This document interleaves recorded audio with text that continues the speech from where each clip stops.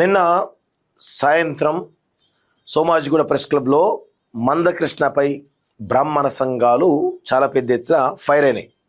So అదేవిధంగా గతంలో దానికంటే 3 రోజుల ముందు బ్రాహ్మణత్వం పైన మందకృష్ణ మాది కూడా కామెంట్స్ చేయడం జరిగింది.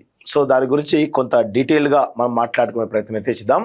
సో ఇక్కడ నిన్న బ్రాహ్మణ సంఘాలు ఏమన్నాయి, వాటి గురించి మన యొక్క వివరణ ఏంది, సో దీనిలో కొంత అనాలిసిస్ చేసే ప్రయత్నం అయితే చేద్దాం. సో వాళ్ళు చేస్తున్న డిమాండ్స్ ఏంది, ఆ డిమాండ్స్ పైన కూడా కొంత మనం చాలా స్ట్రాంగ్ గా మనం మాట్లాడాల్సిన అవసరం అయితే ఉంది. సో డీటెయిల్ గా మనం మాట్లాడుకునే ప్రయత్నం అయితే చేద్దాం. సో ఇక్కడ విషయం ఏంటంటే, ఒకసారి బ్రాహ్మణులు ఏమంటున్నారు, బ్రాహ్మణ సంఘాలు ఏమంటున్నాయో ఒకసారి చూద్దాం, వాళ్ళ డిమాండ్స్ ఏంటో చూద్దాం ఒకసారి. అక్షరత్వం, పౌరోహిత్యం, బ్రాహ్మణ కుల వృత్తిగా అన్ని రాష్ట్ర ప్రభుత్వాలు, కేంద్ర ప్రభుత్వం వెంటనే ప్రకటించాలి. ఇది మా ప్రథమ డిమాండ్. సో బ్రాహ్మణులకు సంబంధించినటువంటి కుల వృత్తి, ఓకే, వాళ్ళ కుల వృత్తి అని చెప్పేసి చాలా స్పష్టంగా చెప్తున్నారు. ఈ డిమాండ్స్ అని కూడా మనం రాసిన తర్వాత దీని గురించి కొంత కౌంటర్ ఇచ్చేటువంటి ప్రయత్నం అయితే చేద్దాం. ఒకటి. రెండోది, అర్చకులుగా కొనసాగుతున్న బ్రాహ్మణేతరులు ఎవరున్నారో తెలంగాణ రాష్ట్రంలో గాని ఇతర రాష్ట్రాల్లో గాని వాళ్ళు పొందుతున్నటువంటి సర్టిఫికెట్ యొక్క సర్టిఫికెట్ ద్వారా పొందుతున్న రిజర్వేషన్ విధానాన్ని తొలగించాలని కూడా మేము అందరం. సో బ్రాహ్మణత్వం చేస్తున్నటువంటి ఎవరైతే బ్రాహ్మణేతరులు రిజర్వేషన్ పొందొద్దు అనేది వాళ్ళు చాలా స్పష్టంగా చెప్తున్నారు. ఒకటి. రెండోది. మూడోది, చెప్తున్నాం బ్రాహ్మణ రక్షణ కోసం వెంటనే ఎస్టీ అట్రాసిటీస్ బ్రాహ్మణ రక్షణ చట్టం రావాలని చెప్పేసి వాళ్ళు కోరుతున్నారు. ఓకే, బ్రాహ్మణ రక్షణ చట్టం అంటే ఏ విధంగానైతే ఎస్సీ చట్టం ఉందో బ్రాహ్మణ రక్షణ చట్టం కూడా రావాలని వాళ్ళు డిమాండ్ చేస్తున్నారు. చట్టం ఉందో అదే విధంగా మాకు కూడా చట్టం తీసుకొచ్చి బ్రాహ్మణ రక్షణ కల్పించాల్సిన బాధ్యత ప్రభుత్వం మీద ఉంది, కేంద్ర ప్రభుత్వం మీద కూడా ఉంది. అవసరం వస్తే చట్టాలని కృష్ణమాదికి చెప్పినట్టే కేంద్ర ప్రభుత్వం పార్లమెంట్ లో బాగు చేసి అట్రాసిటీస్ బ్రాహ్మణులకు కూడా ఇవ్వాలని మేము డిమాండ్ చేస్తున్నాం. అన్ని రాజకీయ పార్టీలు వేరే విషయాల మీద బ్రహ్మాండంగా మాట్లాడతారు. ఈ రోజున వాళ్ళు ఎందుకు మాట్లాడలేదు? బ్రాహ్మణులు కూడా సమాజంలో భాగం కాదా? బ్రాహ్మణులు ఓటర్లు కాదా? అన్ని రాజకీయ పార్టీలు కూడా వెంటనే స్పందించి కృష్ణమాదేవి గారు చేసిన వ్యాఖ్యల్ని తీవ్రంగా నిరసించవలసిందిగా, ఖండించవలసిందిగా ఈ వేదిక నుంచి మేము కోరుకుంటున్నాం. అక్షరత్వం, పౌరోహిత్యం. సో దీంతో పాటు అంటే రాజకీయ పార్టీలు ఖండించాలని చెప్పేసి వాళ్ళు ఒకటి చెప్తా ఉన్నారు. సో అదేవిధంగా ఇంకో డిమాండ్ ఏం చేస్తున్నారు, ఇందులో ఇంకొక డిమాండ్ ఏం చేస్తున్నారు అంటే రాజకీయ పార్టీలు ఖండించాలని చెప్పి చెప్తున్నాయి. ఇంకోటి ఏంటంటే వాళ్ళకు రిజర్వేషన్లు కావాలట. ఓకే, బ్రాహ్మణులు కూడా రిజర్వేషన్లు కావాలని చెప్పేసి అంటున్నారు.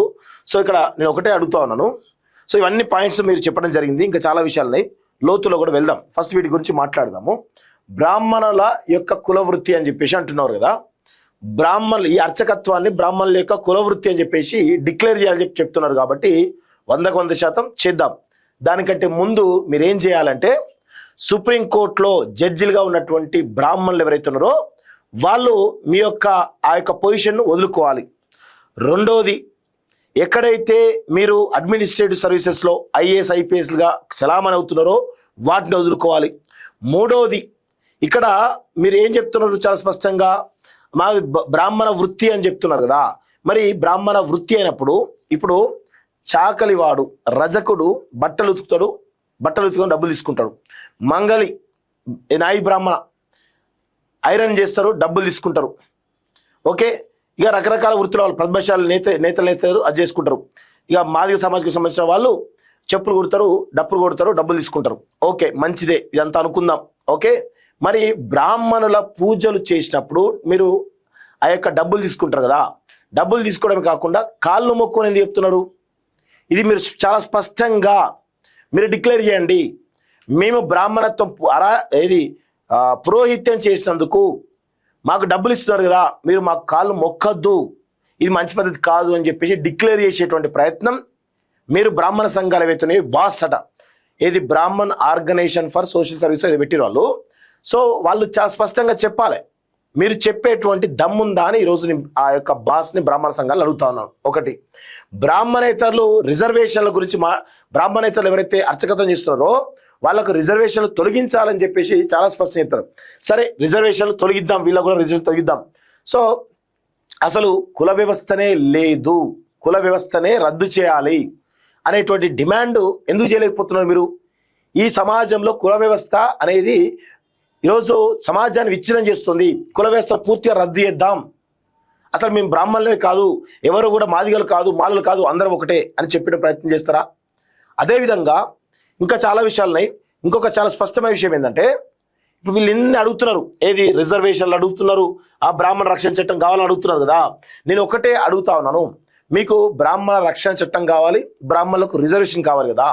ఒకటే ఒక పాయింట్ అడుగుతున్నాను, బ్రాహ్మణులు ఎవరైతే ఉన్నారో మీరు ఈ రాష్ట్రంలో ఉన్నటువంటి, ఈ దేశంలో ఉన్నటువంటి మాలమాదిగలను కానీ, గిరిజనులను కానీ, బీసీలను కానీ, ఈ కులాల్లో ఉన్నటువంటి వాళ్ళను పెళ్లి చేసుకుంటారా? ఎందుకు చెప్పలేకపోతున్నారు? చాలా స్పష్టంగా చెప్పండి. మీరు మళ్ళీ ప్రెస్ మీట్ పెట్టాలి, మళ్ళీ ప్రెస్ మీట్ పెట్టి మళ్ళీ మందకృష్ణ గారిని తిట్టాలి. ఇప్పుడు నేను అడిగిన వాటికి కూడా సమాధానం చెప్పాలి. మీకు ఇబ్బంది అవుతుంది కదా, బ్రాహ్మణులను మందకృష్ణ మాది గారు తిడతారా అంటే విషయం ఏంది? వీళ్ళ యొక్క మానసిక స్థితి ఏ విధంగా ఉందంటే, బ్రాహ్మణులను ఒక మాదిగ కులస్తుడు మందకృష్ణ మాదిగ ఎట్లా తిడతాడు, ఆయన అంటరాని వాడు కదా అని వీళ్ళ యొక్క ఆధిపత్యం అన్నట్టు. నేను ఒకటే చాలా స్పష్టంగా అడుగుతున్నాను, బ్రాహ్మణులను, బ్రాహ్మణ సంఘాలను అడుగుతున్నాను. ఒకటే పాయింట్, ఇంక వేరే ఏమి నేను డిమాండ్ చేయను, వేరే వాటి గురించి చెప్తా కానీ చాలా స్పష్టంగా చెప్తున్నాను. మీరు మీ యొక్క పురోహితం అనేటువంటి ఏదైతే ఆ పురోహితం ద్వారా, అర్చకత్వం ద్వారా ఏవైతే మీరు పెళ్లి చేస్తారో, అదే విధంగా ఈ సమాజంలో ఉన్నటువంటి మాలమాదిగలతోటి బ్రాహ్మణులకు పెళ్లిళ్ళు చేయండి, మాలమాదిగలతోటి ఇతర కులాలకు పెళ్లిళ్ళు చేయండి. అది చేసేటువంటి దమ్ముందా అని అడుగుతున్నాం మేము. 100% వీళ్ళు ఆ విషయం చెప్పలేరు. నిన్న చాలా స్పష్టంగా ఈ బ్రాహ్మణులకు సంబంధించినటువంటి ఈ సంఘాల నాయకులు ఎవరైతే ఉన్నారో చాలా స్పష్టంగా మనుస్మృతిని మనువాదాన్ని ఇంకా సమాజంలో చొచ్చింపజేయాలంటే ప్రయత్నం నిన్న ప్రెస్ మీట్లో చాలా స్పష్టంగా కనబడ్డది. మేము బ్రాహ్మణులం, మా తర్వాత క్షత్రియులు ఉంటారు, దాని తర్వాత వైశ్యులు ఉంటారు, దాని తర్వాత శూద్రులు ఉంటారు, మా అరికాల కింద అతిశూద్రులు ఉంటారు అని చెప్పేసి చాలా స్పష్టంగా నిన్నటి ప్రెస్ మీట్లో చెప్పడం జరిగింది. చాలా స్పష్టంగా కనబడతా ఉంది. అవే విషయాలు కనబడతా ఉన్నాయి.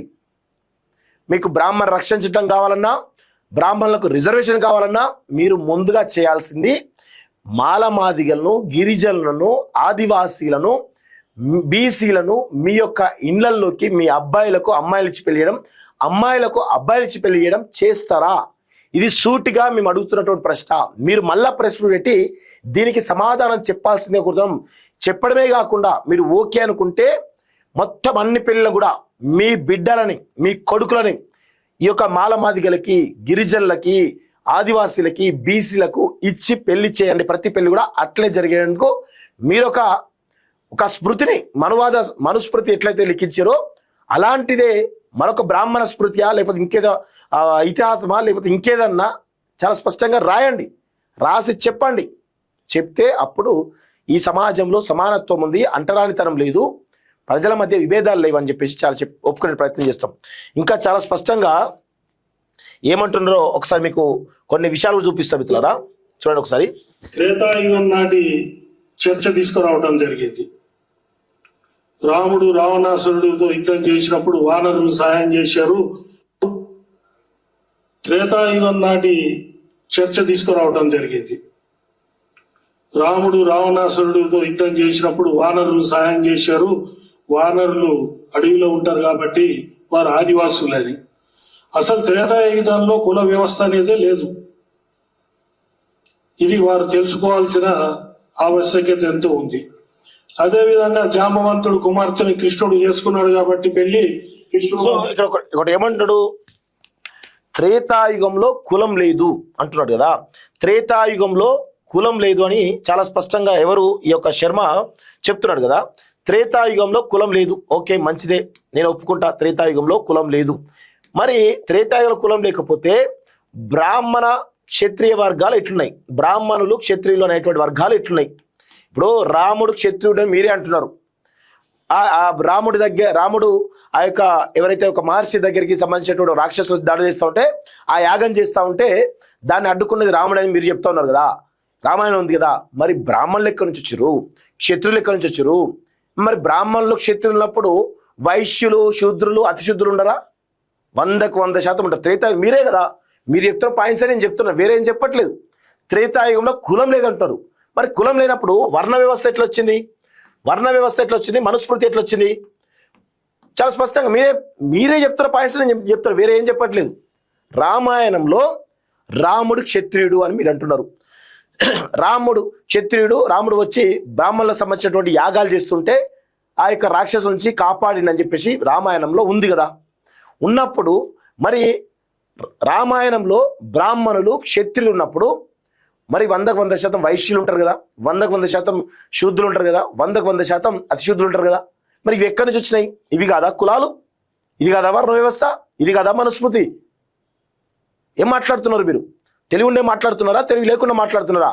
ఎంత అంటే మరి ఇప్పుడు ఒకవేళ మీరే అనుకుందాం త్రేతాయుగంలో కులం లేదు అనుకుందాం, ఓకే మీరు అన్నట్టు అనుకుందాం. మరి ఎప్పుడు వచ్చింది కులం? ఎప్పుడు వచ్చింది కులం? ఏ సంవత్సరం వచ్చింది చెప్పండి, ఆధారాలతో సహా చెప్పే ప్రయత్నం చేయండి. ఇంకేమంటున్నంటే చూడండి,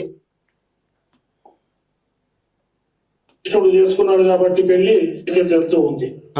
అదే విధంగా జాంబవంతుడు కుమార్తెను కృష్ణుడు చేసుకున్నాడు కాబట్టి పెళ్లి కృష్ణుడు మా బావగారు అవుతారు అన్నాడు. కృష్ణుడు ఒకటే మాట అన్నాడు, దేవతలు మంత్రం అధీనంలో ఉంటుంది, మంత్రం బ్రాహ్మణ అధీనంలో ఉంటుంది అని చెప్పి బ్రాహ్మణ కాళ్ళు గడిగి నీళ్లు చల్లుకున్న వ్యక్తి శ్రీకృష్ణుడు. అటువంటి గౌరవం దేవతలు బ్రాహ్మణులకు ఇచ్చారు.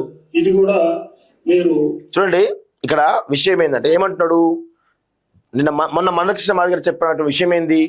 కృష్ణుడు మా బావ, జాంబవంతుడి యొక్క సిస్టర్ని కృష్ణుడికి ఇచ్చారు కాబట్టి మా బావ అవుతాడు అని చెప్పేసి ఒక యుద్ధం గురించి చెప్పడం జరిగింది. సో ఏమంటాడు, అలాంటి కృష్ణుడే ఏం చెప్పిండు? దైవం మంత్రాధీనంలో ఉంటది, మంత్రం బ్రాహ్మణుల ఆధీనంలో ఉంటది అని చెప్తూ ఎవరు ఇది కృష్ణుడు చెప్తున్నాడు. అసలు కృష్ణుడు అసలు ఈ యొక్క కొటేషన్ అనేది ఎక్కడ కూడా లేదు, వీళ్ళు చెప్పుకునేది. ఇప్పుడు ఈ యొక్క ఏదైతే సామెత ఉందో దైవం మంత్రాధీనంలో ఉంటుంది, మంత్రం బ్రాహ్మణాధీనంలో ఉంటుంది అనేది ఏ పురాణాల్లో ఉంది, ఏ వేదాల్లో ఉంది, ఏ ఇతిహాసాల్లో ఉందో చెప్పేటువంటి ప్రయత్నం చేస్తారా శర్మ గారు? చెప్పే ప్రయత్నం చేస్తారా? మీకు మీరుగా రాసుకున్నటువంటి సామెత అది, దాన్ని సమాజంలోకి చొచ్చించే ప్రయత్నం చేశారు. ఇంకేమంటాడు, అలాంటి కృష్ణుడే, అలాంటి దైవమైనటువంటి కృష్ణుడే బ్రాహ్మణుల కాళ్ళు గడి చలుకులు. అంటే వీళ్ళ యొక్క అహంకారం, వీళ్ళ యొక్క బలుపు ఏ విధంగా ఉందో అర్థం చేసుకోండి. అంటే దేవుడు సైతం మా కాళ్ళు గడుగుతాడు అని చెప్పుకునేటువంటి పరిస్థితిలో వీళ్ళు ఇంకా ఉన్నారు అంటే ఎంత మానసిక స్థితిలో ఉన్నారో ఒకసారి అర్థం చేసుకోండి. దేవుడు మీ కాళ్ళ కింద ఉండే ఇప్పుడు ఇదే విషయం, ఒకవేళ ఇదే విషయం గనక కృష్ణుడు మా కాళ్ళు గడిగిండు అని ఒకవేళ మందకృష్ణ మాదిగా అని ఉంటే, లేకపోతే బీసీ సామాజిక వర్గం సంబంధించిన వాళ్ళని ఉంటే, లేకపోతే వేరే వర్గాలు ఎవరైనా ఉంటే, ఇప్పటికల్లా సమాజంలో పెద్ద ఎత్తున ఆయనపై విపరీతమైనటువంటి ట్రోల్ జరిగాయి. మరి ఈయన మీద ఎందుకు జరగకూడదు? ఈయన మీద ఎందుకు వ్యతిరేకత రాకూడదు? 100% రావాలి. దేవుడు బ్రాహ్మణుల కాళ్ళు కడుగుతాడా? ఎట్లా అంటే దేవుడు కూడా మా కాళ్ళ కిందనే ఉంటాడని చెప్పేటువంటి ఒక ప్రయత్నం బలంగా జరుగుతూ ఉంది. ఇది కదా మేము అడ్డుకునేది, ఇది కదా మందకృష్ణ మాదిగా స్పష్టంగా అడ్డు చెప్తున్నది. అర్చకత్వం ఏమన్నా మీ పేటెంట్ రైటా? ఏమంటారు ఇప్పుడు, అది మా పేటెంట్ రైటే, మేము దానికోసం పోరాడతాం, మందకృష్ణ మాదిగా రావాలి అని చెప్పేసి చాలా స్పష్టంగా వీళ్ళు మాట్లాడుతున్నారు కదా. ఓకే, మీకు పేటెంట్ రైట్ ఇద్దాం. మరి మీరు ఈ రాష్ట్రంలో ఉన్నటువంటి, ఈ దేశంలో ఉన్నటువంటి ఆదివాసీలను, గిరిజనులను, మాదిగలను, మాలలను, లేకపోతే ఎరకల రకరకాల వాళ్ళని మీరు ఆ కులాలకు సంబంధించిన వాళ్ళను మీరు ప్రతి ఒక్కరు పెళ్లి చేసుకోవాలి. ఒకటో రెండు కాదు, ప్రతి ఒక్కరు పెళ్లి చేసుకొని చూద్దాం. అసలు మీరు ఏనాడైనా, నేను నిన్న ఉదయం ఖమ్మం పోతున్నా, దాదాపు 5 గంటల ప్రాంతంలో ఇక్కడ ఆఫీస్ నుంచి బయలుదేరిపోతున్న క్రమంలో ఒక ఉప్పల్ దగ్గర నేను టీ తాగడానికి ఆగడం జరిగింది, ఒక మిత్రుడితో కలిసి ఆగడం జరిగింది. అక్కడ నేను టీ తాగుతున్న క్రమంలో ఒక బ్రాహ్మణుడు కూడా అక్కడ టీ తాగడానికి వచ్చిండు, పేపర్ గ్లాసులు తాగిండు. ఓకే, మంచిది, ఆయన ఇష్టం. ఒకటి అక్కడ ఒక అడుక్కు తినేటువంటి ఒక భిక్షగాడు రావడం జరిగింది. సో నేను ఒక రూపాయి 2 రూపాయలు ఇట్లా వేసిన అయిపోయింది. ఆయన ఎట్లా వేసిన సార్, దూరం జరుగు అని చెప్పేసి ఇట్లా ఇట్లా ఇస్తున్నాడు. ఏంది ఇది? అంటే ఎంత దుర్మార్గం, అంటే భిక్షగాళ్ళని కూడా దగ్గర కనీసం వాళ్ళ యొక్క నీడ కానీ వాళ్ళ యొక్క గాలి కానీ తన దగ్గర రాకుండా ఈ విధంగా వేస్తున్నాడు. ఇది ఏంటిది అని అడుగుతున్నాం. ఆయన తిండికి లేక తికానకు లేక అడుక్క తింటున్నాడు. మీలాగా మనుషుల యొక్క మానసిక స్థైర్యాన్ని దెబ్బకొట్టి డబ్బులు సంపాదించట్లేదు. 100కు 100% డబ్బులు ఆయన అడుక్కు తింటున్నాడు తప్ప ఎవరిని మోసం చేయట్లేదు. మీరు చేసేదేంది జాతకాల పేరిట రకరకాల వాటి పేరిట మీరు ప్రజల్ని భయభ్రాంతకు గురి చేసే ప్రయత్నం చేయరా? అన్నీ ఉన్నాయి, చాలా చాలా చాలా చాలా విషయాలు ఉన్నాయి. ఇంకా ఏమంటున్నాడు, ఇంకొక విషయం కూడా ఇలా చాలా విషయాలు ఉన్నాయి. ఇంకా MRPS ద్వారా పోరాటం చేసి మాదిగల గురించి మీ జీవితం అంతా ఉద్యమాలు చేసి మీ ఉద్యమంలో మీరు చేసే ఉద్యమాల్లో మీరు మా దగ్గరకు వచ్చి మేము మీకు ఆర్థిక సహాయం చేసిన విషయం మర్చిపోయారా అనేది ఒకసారి మిమ్మల్ని మీకు గుర్తు చేస్తున్నారు. సో ఇక్కడ ఏమంటాడు, 1,00,000 గొంతులకు సంబంధించినటువంటి సమయంలో మేము ఆర్థిక సహాయం చేశామని చెప్పేసి ఎవరు ఈ శర్మ గారు చెప్తున్నారు. నేను ఒకటే సూటిగా అడుగుతున్నాను, తరతరాలుగా వేలాది సంవత్సరాలుగా మీకు ఈ మాదిగలే చెప్పులు కొట్టిర్రు, ఈ మాదిగలే డప్పు కొట్టిర్రు, ఈ మాదిగలే మీకు అన్ని సేవలు చేసిరు కదా. ఏనాడైనా ఈ చెప్పులు కుట్టేటువంటి మాదిగని కనీసం చెప్పులు వేసుకోకుండా చేసేటటువంటి చరిత్ర మీది కాదా? స్పష్టంగా అడుగుతున్నాం. ఈరోజు ఇదే మందకృష్ణ మాదిగని చేసిన కామెంట్స్ కూడా చాలా ఉన్నాయి. మీరు బ్రాహ్మణులకు సంబంధించిన విషయంలో ఏవైతే చేసిండో వాటిని అసలు ఆయన ఎక్కడ కూడా బ్రాహ్మణులను కానీ లేకపోతే ఈ సనాతన ధర్మాన్ని కానీ హిందూ ధర్మాన్ని కానీ కించపరచలేదు. ఇందులో ఉన్నటువంటి లోపాలను ఎత్తి చూపిండు. దీనివల్లనే ఈ సమాజం ఇట్లా తయారైందని చెప్పిండు తప్ప బ్రాహ్మణులను ఇక్కడ ఏమన్నాడు, మిమ్మల్ని తిట్టిండా? ఏమన్నాడు, బ్రాహ్మణులకు అర్చకత్వం అనేది పేటెంట్ రైటా, మిగతా కులాలు ఎందుకు ఉండకూడదు, మా మాదిగలు ఎందుకు ఉండకూడదు పూజారులుగా అన్నాడు. తప్పేమున్నది? మీ పేటెంట్ రైటా అర్చకత్వం అనేది? అంటే వేరే వాళ్ళు ఎవరు చేయకూడదా? మీ పేటెంట్ రైట్ అయితే మీరెందుకు ఈ దేశాన్ని శాసిస్తూ ఉన్నారు? మీరెందుకు ఈ రాజకీయాన్ని శాసిస్తూ ఉన్నారు? మీరెందుకు ఈ కోర్టులు శాసిస్తూ ఉన్నారు? మీరెందుకు ఈ యొక్క అడ్మినిస్ట్రేటివ్ సర్వీసెస్ శాసిస్తూ ఉన్నారు? ఈ దేశంలో ప్రతి దాన్ని కూడా శాసించేది బ్రాహ్మణ వర్గాలే. ఇది గుర్తుపెట్టుకోండి. దాన్ని బద్దలు కొట్టడమే మాలాంటి మందకృష్ణ లాంటి వాళ్ళ యొక్క లక్ష్యం తప్ప వేరేం కాదు. డబ్బులు ఇచ్చినామని చెప్పేసి గొప్ప చెప్పుకుంటే డబ్బులు మీరు ఒక్కరే ఇవ్వలేదు. సమాజంలో మాదిగలకు జరుగుతున్నటువంటి అన్యాయాన్ని చూసి చెలించిపోయినటువంటి ప్రతి ఒక్కరు కూడా ప్రతి ఒక్కరు కూడా సహాయం చేశారు. మరి మీరొక్కరే సహాయం చేసి చెప్పేసి చెప్పుకునేటువంటి దుర్మార్గమైనటువంటి పరిస్థితి. అంటే మీరు చేసినటువంటి సహాయాన్ని కూడా మీరు గుర్తు చేస్తున్నారంటే అంటే వాళ్ళకు చేసిన సహాయం ఇది కదా, మీరు మా కిందన పడి ఉండాలి కదా అని చెప్పేసి ఒక ప్రయత్నం జరుగుతున్నది చాలా స్పష్టంగా అర్థమవుతోంది. ఇదొకటి. అదేవిధంగా మన 1,00,000 డబ్బులను మీకు చెప్పిన 90% ఫైనాన్షియల్ గా చాలా ఆర్థికంగా వెనకబడి ఉన్నది. ఇప్పుడు మీరు ఎట్లయితే వెనకబడి ఉన్నారో బ్రాహ్మణ సమాజం కూడా వెనకబడి ఉంది.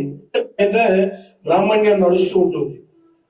వేల ఎకరాలు, వేలాది కోట్లు మొత్తం పోగొట్టుకొని సమాజంలో బ్రాహ్మణ్యంలో మేము పేటెంట్ రైట్ కావాలి, మాకు అర్చకత్వం కులవృత్తిగా చెయ్యాలి అని చెప్పేసి మేమందరం డిమాండ్ చేసే పూజారులుగా ఉంటారు.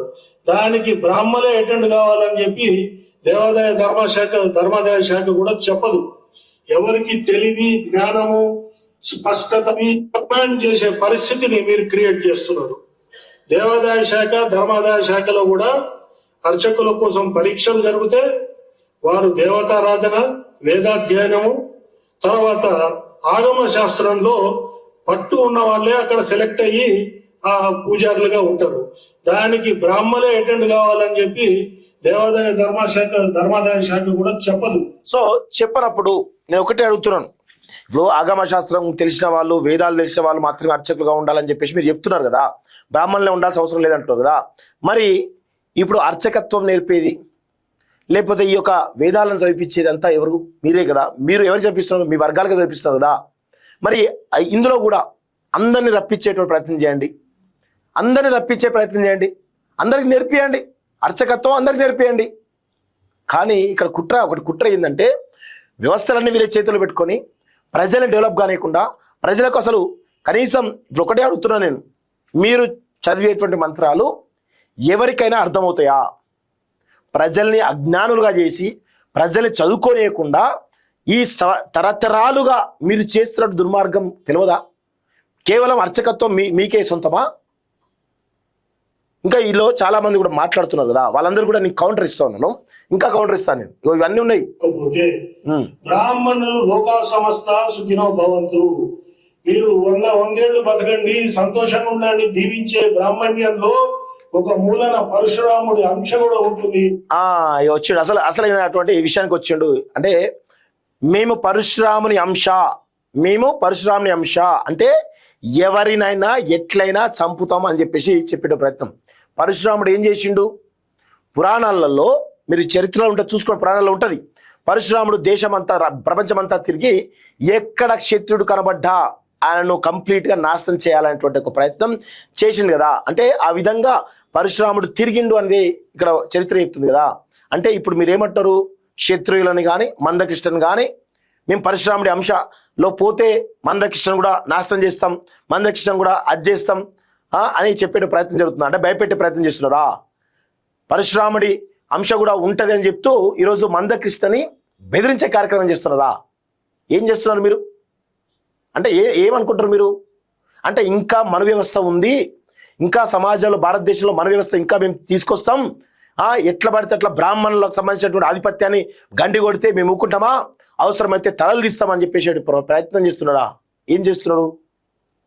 ఇది జరుగుతున్నటువంటి పరిస్థితి. వీళ్ళ గురించి అంశాన్ని బయటికి తీసుకొచ్చి మీ కులం దెబ్బతినుంది, మా కులం దెబ్బతినుంది చూడండి, ఎంత సింపుల్ గా వీళ్ళు చెప్తారు చూడండి.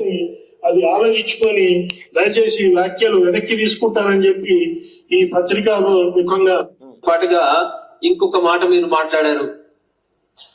సనాతన ధర్మమే గొప్పదే అయితే ప్రపంచమంతా ఎందుకు వ్యాపించలేదు, క్రిస్టియన్ లాగా ముస్లింస్ లాగా ఎందుకు వ్యాపించలేదు అని మీరు ప్రశ్నించారు.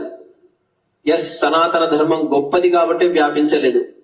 మేము మదర్ తెరిసా లాగా నేను సేవ చేస్తానని వచ్చి లక్షలాది మందిని మేము మతాంతీకరణ చేసుకోలేదు. సో ఈ బ్రాహ్మణుడు ఈ శర్మ గారు ఏమంటున్నారు? మదర్ తెరిసా లాగా సేవ చేసి మేము క్రిస్టియన్లకు మార్చలేదు అంటారు. సరే, ఓకే, మదర్ తెరిసా సేవ పేరిట క్రిస్టియన్లు కన్వర్ట్ చేసింది అనుకుందాం కొద్దిసేపు. మదర్ తెరిసా చేసిన పని ఏంది? కుష్ఠ రోగులు దగ్గర తీసుకున్నది, ఇక్కడ ఉన్నటువంటి అంటరాని వాళ్ళని దగ్గర తీసుకున్నది కదా. మరి ఆమె దగ్గర తీసుకున్నప్పుడు మీరెందుకు అంటరానితరం సంబంధించినటువంటి మాలమాదిగాలు కానీ కుష్ఠరోగులు కానీ రకరకాల వాళ్లకు మీరెందుకు కనీసం వాళ్ళ మనుషులుగా ఎందుకు చూడలేదు? వాళ్ళని ఎందుకు దగ్గర తీయలేదు? అందుకే ఇలాంటివి మీరు చేసిరు కాబట్టే హిందూ మతం ఎదగలేదు అనేది తెలుస్తూ ఉంది. వాళ్ళు సేవతోటి ఇప్పుడు క్రిస్టియానిటీ అవునన్నా కాదన్నా క్రిస్టియానిటీ తీసుకొచ్చింది నమ్మొద్రి బ్రాహ్మణులు. అదేవిధంగా ఇక్కడ ఈ దేశవ్యాప్తంగా మిషన్లు పెట్టి అంతో కొంత మాలమాదిగలకి చదువు వచ్చేటువంటి ప్రయత్నం చేసింది మిషనరీలు. సో హాస్పిటల్లో పెట్టింది క్రిస్టియన్ సంస్థలు. ఆ తర్వాత కుష్ఠరోగులను రకరకాల వాళ్ళను దరి చేసింది కదా. మరి మీరు చేయలేదు, వాళ్ళు చేసిరు కాబట్టి వాళ్ళ వైపు ఉన్నారు. మీరు చేయలేదు, మేము బ్రాహ్మణులం, మేము ఉన్నత వర్గాలం, మీరు అంటరాని వాళ్ళు, మీరు దూరమే ఉండాలి, ఊరికి దూరంగా ఉండాలి, మీరు కుష్ఠరోగ కనీసం మీ శవాన్ని కూడా మా యొక్క వీధులకి వెళ్ళి రావద్దు. మొన్న రీసెంట్గా ఆంధ్రప్రదేశ్లో జరిగింది కదా, ఆంధ్రప్రదేశ్లో ఒక ఇన్సిడెంట్ జరిగింది. ఒక దళిత సామాజికకు సంబంధించినటువంటి వ్యక్తి, ఆయన క్రిస్టియానిటీ ఆచరిస్తున్నాడు. అలాంటి వ్యక్తి, క్రిస్టియానిటీ అంటే సమానత్వం అనుకుంటాం కదా, సరే ఓకే అనుకుందాం. ఈ యొక్క ఉన్నత వర్గాలకు సంబంధించిన గలీలోకి ఆ శవాన్ని తీసుకురానికపోతే వాళ్ళు పొలాలకు వెళ్ళి తీసుకుపోయి ఖననం చేశారు కదా. ఎంత దుర్మార్గమైన పరిస్థితిలో ఇప్పటికీ ఉన్నామో ఒకసారి అర్థం చేసుకోండి. ఎంత దుర్మార్గ పరిస్థితిలో ఉన్నామో అర్థం చేసుకోండి. అంటే మీరు సమాజంలో ఏ విధంగా బలమైనటువంటి పునాదులు వేసిరో, ఈ యొక్క మన వ్యవస్థ అనేటువంటి వ్యవస్థను బలమైన పునాదులు వేసి సమాజాన్ని విచ్ఛిన్నం చేసిరో చూస్తున్నాం కదా, ఎంత దుర్మార్గంగా ఉందో కదా. ఇంకా మీరు మాట్లాడుతున్న మదర్ తెరిసా ఇట్లా సేవ పేరిట కన్వర్ట్ చేసినారు. మరి ఆమె సేవ చేసింది కదా, ఆ సేవలో కనీసం మీరు 0.001% చేసిరా? సమాజానికి మీరు చేసినటువంటి సేవ ఏంది? సమాజానికి ఇప్పుడు ఉన్నటువంటి భారతదేశానికి మీరు కడుతున్న ట్యాక్స్లు ఏంది? ఇప్పుడు అర్చకత్వం ద్వారా మీకు రెవెన్యూ వస్తాయి కదా. మీరు ఒక ఇది హౌస్ వార్మింగ్ సెరమనీ, పోయిననుకోండి, మీరు ఒక 3,000 4,000 5,000 తీసుకుంటారు కదా, దానికి ట్యాక్స్ కడతారా? పెళ్లిళ్ళకు మీరు పోయి పెళ్లిళ్ళు చేస్తారు కదా, 10,000 15,000 తీసుకుంటారు కదా, దానికి ట్యాక్స్లు కడతారా? మీరు చేసే ప్రతి పూజకు డబ్బులు తీసుకుంటారు కదా, దానికి ట్యాక్స్ కడతారా? గుళ్ళలకు వచ్చినటువంటి భక్తులు మీకు కొంత డబ్బులు ఇస్తారు కదా మీ యొక్క తాంబాలంలా, దానికి ట్యాక్స్ కడతారా? దేనికి ట్యాక్స్ కడుతున్నారు మీరు ఒకసారి చెప్పండి. దేనికైనా ట్యాక్స్ కట్టే పరిస్థితి ఉందా? ఏమీ లేదు. ఇక్కడ 100కు 100% వీళ్ళు నేను చాలా విషయాల్లో ఇంకా చెప్పాలంటే చాంతంత విషయం ఉంటుంది. ఇట్లా వీళ్ళ యొక్క ఆధిపత్యాన్ని, కుల అహంకారాన్ని, బ్రాహ్మణ అహంకారాన్ని ఈరోజు ప్రజల మీదకి మన వ్యవస్థను రుద్దాలనేటువంటి ఒక ప్రయత్నం చాలా బలంగా జరుగుతూ ఉంది. మందకృష్ణను టార్గెట్ చేయడానికి ఈ యొక్క వర్గాలు చాలా స్పష్టంగా చేస్తున్నాయి. చాలా స్పష్టంగా మాకైతే అర్థమవుతోంది. ఇంకా దీని మీద ఈ రోజు రేపు మందకృష్ణ గారితో ఒక ఇంటర్వ్యూ చేస్తా, ఖచ్చితంగా చేసి వీళ్ళ యొక్క బండారం ఇంకా బయటపెట్టే ప్రయత్నం అయితే బలంగా చేస్తానని చాలా స్పష్టంగా చెప్తున్నాను.